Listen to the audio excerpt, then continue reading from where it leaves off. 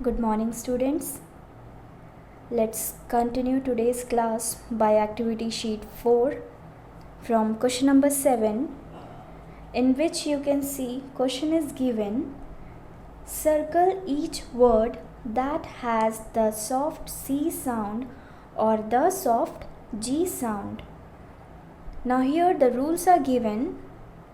Rule is given here that when the letter C or G is followed by, the alphabets are given here, when the letter C or G is followed by E, I or Y, the C or G usually has a soft sound. Like here, the words are given here, that is race and page. You can see here, if you will pronounce these two words, you will notice that the word race and page. If we are pronouncing the letter race, it is producing C sound, and if we are pronouncing the word page, it is producing G sound. So both the words are following by E. And as the rules are given here, you can see when the letter C or G is followed by E, T or Y, the C or G usually has a soft sound. So here the C is followed by E and G is followed by E.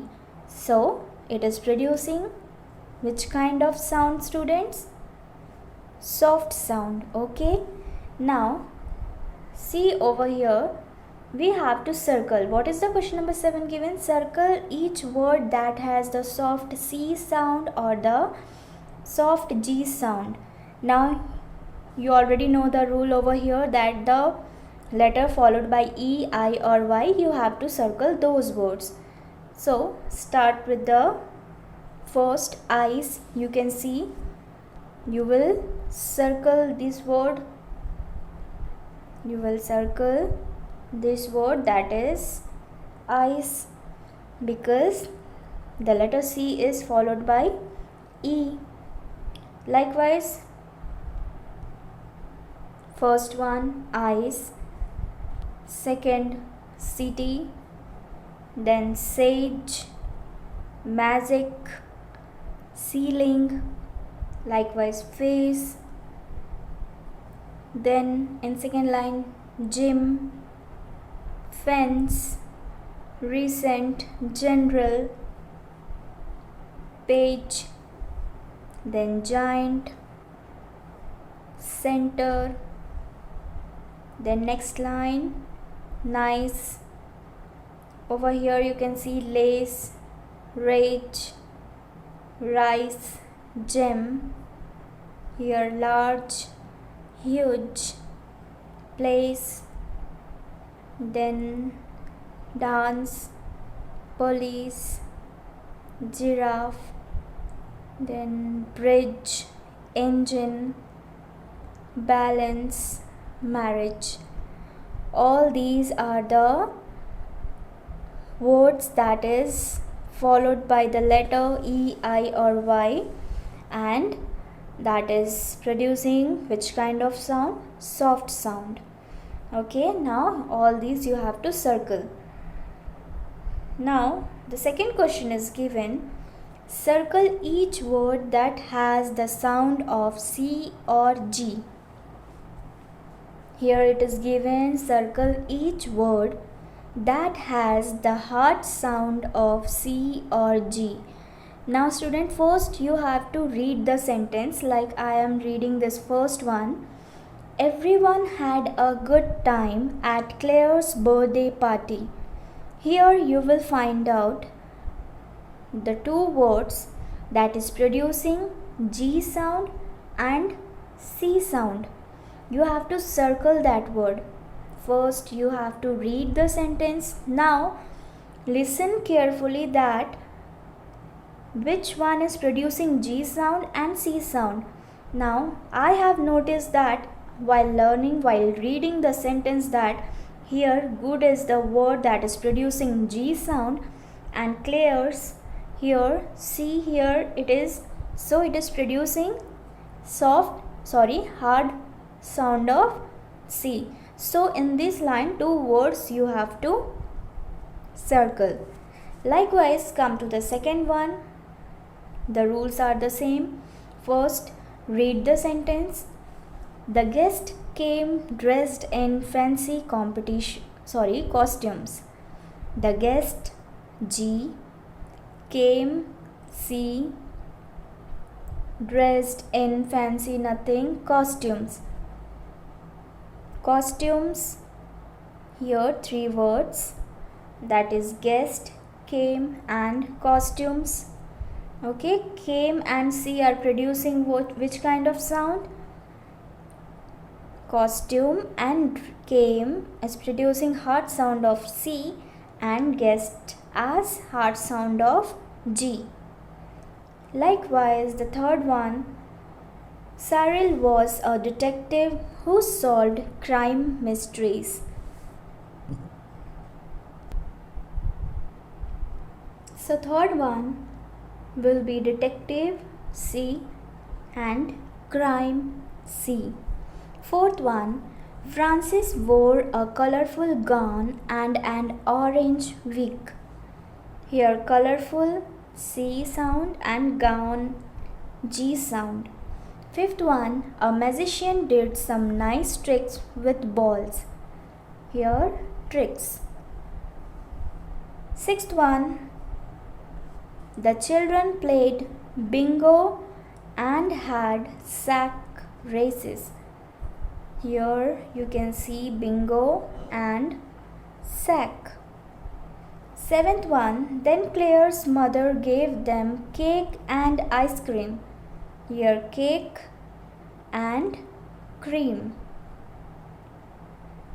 Eighth one, Claire gave cries of joy as she read her greeting cards. Greeting cards, cries also, gave also will be there. Then ninth one, Nancy gifted her a goldfish. Gifted G sound and goldfish. Then 10th one, what is the 10th one? Gary the cat stared at it curiously. So Gary and curiously. 11th one, he thought he could catch it for dinner. He thought he could and catch. Okay, then 12th, last one, the children giggled when Claire carried Gary outside. Giggled and carried also, Claire also, and Gary also. So students, we have seen that circle the words that is producing hard sound of C or G. After doing this, let's come to next page. Here, use of some, any or no. Here we will learn about the use of, where to use some, any and no. Now let's start with the first one. Here it is given.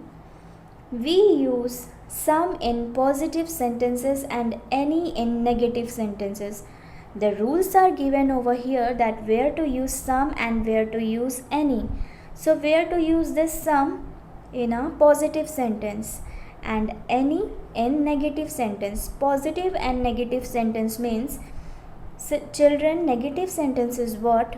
In the sentence where we are using not. If we are using not in any sentence, then we have to use this word any. And if we are not using any kind of not in a sentence, then that is a positive sentence. So examples are given over here of this positive and negative sentence.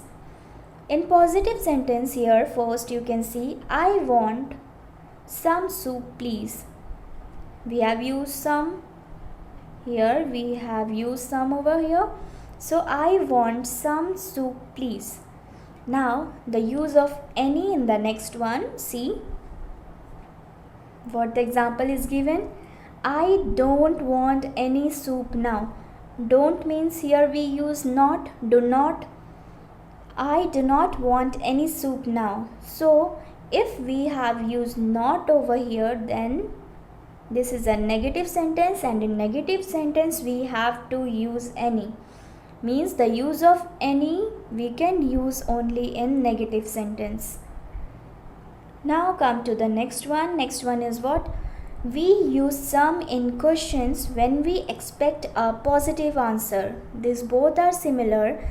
Like in a sentence, while forming a sentence, we should be aware about this, that if you are using some in sentence, means that sentence should be in a positive form, and if we are using any in any sentence, then negative sentence should be that. It means not must be there.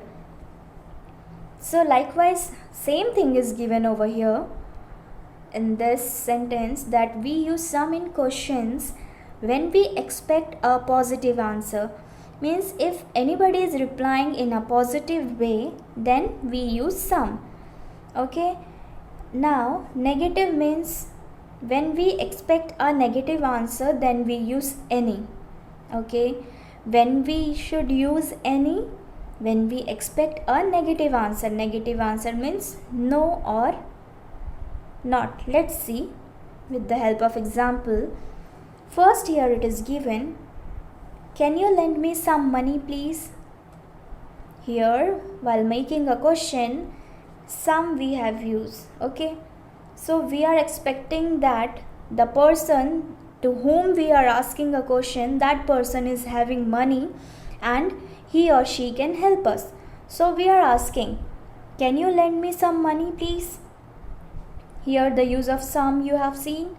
Now second example is given, do you want any more homework? No means nobody wants homework nowadays. So the person is expecting a negative answer. That's why he or she is asking that, do you want any more homework? So here the use of any you have seen. Now come to the next one. We use no in the sense of not any, or not any means none at all. We use no after a positive verb for emphasis. Now here students, it is given that where we should use no. So the examples are given here. Here first one sentence is given no in the sense of not any or none at all. So first example is given here, there should be no noise in the class. Every teachers used to say this to you people, that there should be no noise if teacher is not in the class, or if she is in the class, there should be no noise. So this is one condition, and another condition is given in a positive way. Like we use no after a positive verb for emphasis. Emphasis means value, to give value. Okay. So we have no objection to your living here. We have no objection to your living here. It means in a positive way, we are telling to the person that if you are going to live here, we have no objection of, we are not going to object. Okay. So here no without any negative way, we have said to the person that we have no objection if you are going to live over here, if you are going to stay with me. Okay, like this.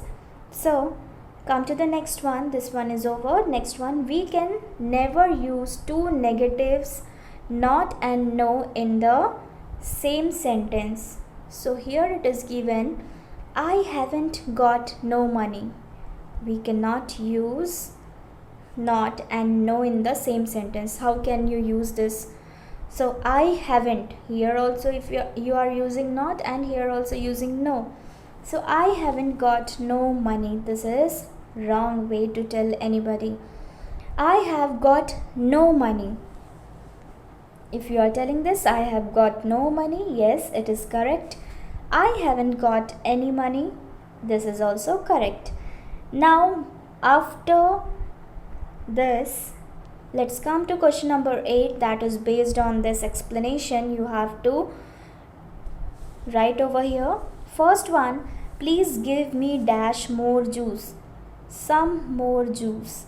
Likewise, second one, I will have juice, will you have same some too, will you have some too. Number 3, I want some potatoes, have you any, I want some potatoes, have you any. Fourth one, there are some more letters for you to write. Likewise, students, we have to write the answer of this. Okay, now come to the ninth one. Ninth one is given, put a tick, right, or a cross for each of the following sentences, then write the incorrect ones correctly on the given lines. So here you can see question number first one and second one, the two sentence already done for you. The first one is, there are some girls in the class. This one is correct. There are some girls in the class. This one is correct sentence. So nothing we have to do over here. Now second one is given, there is not no chocolate in my pocket. This is given not and no. We can't use this together, and after this we have to write the correct one over here. Here you can see the correct one is written, there is no chocolate in my pocket, and another way to write, there is not any chocolate in my pocket. Now likewise, third one we can see, I saw no one in the park today. This one is correct. I saw no one in the park today. Number 4, there's anything in our bag.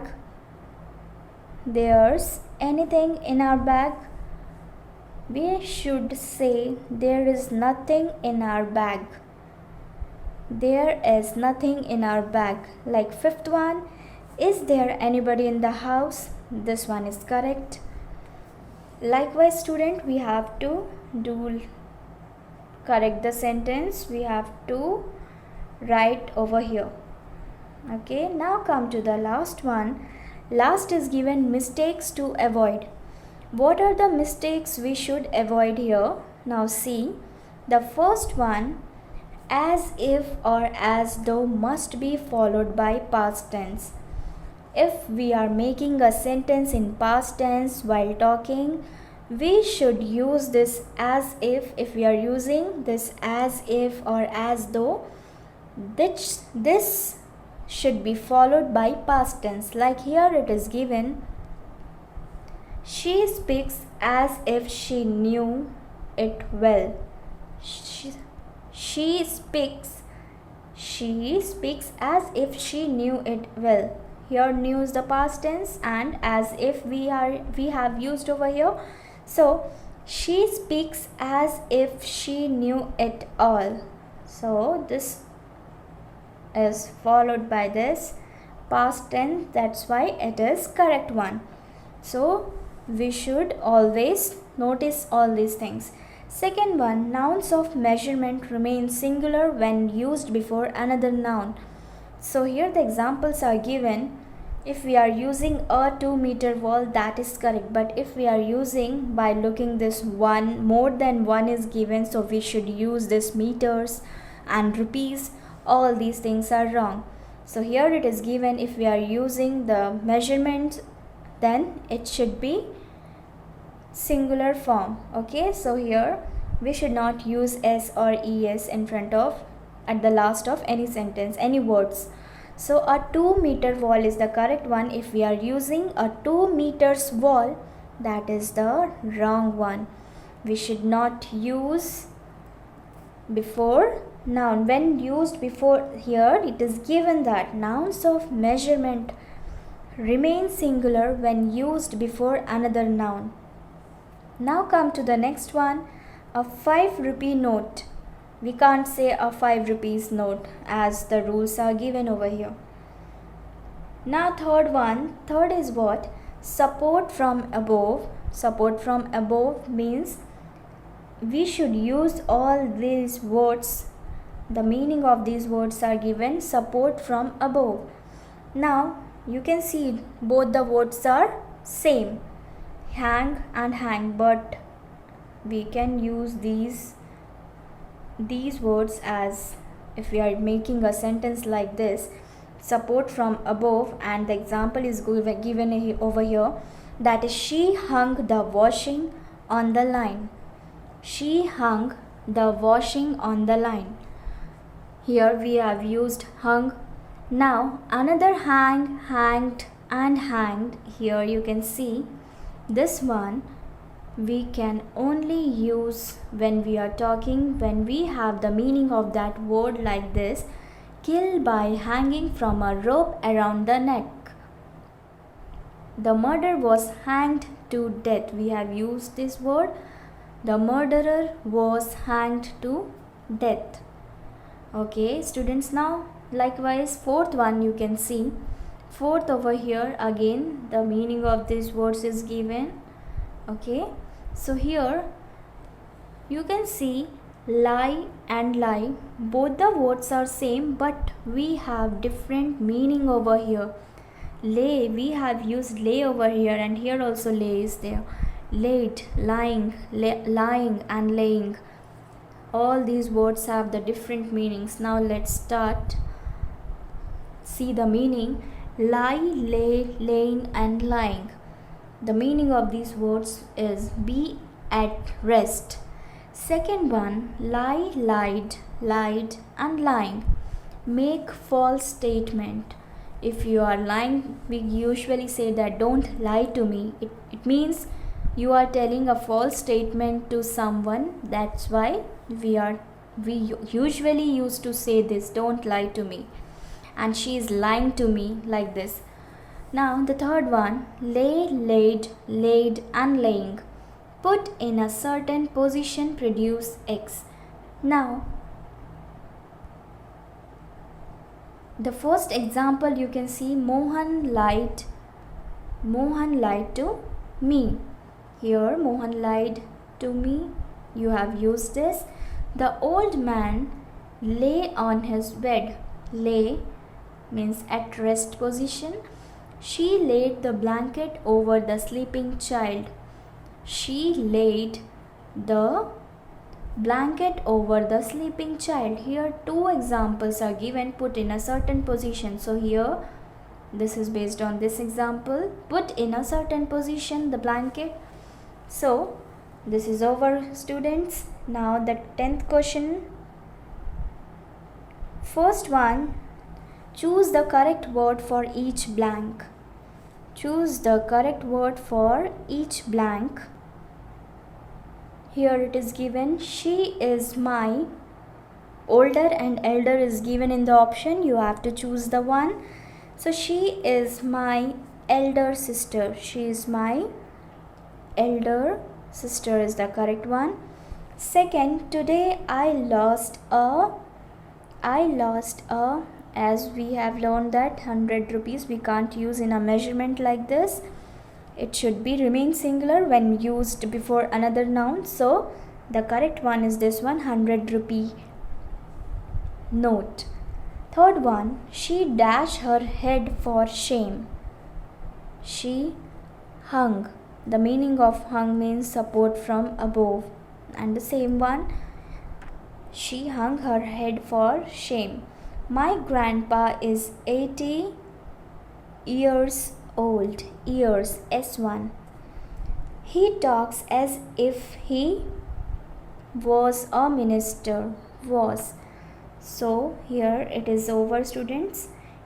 As you know that you will get the notes of this activity sheet 4 on Saturday as a PDF.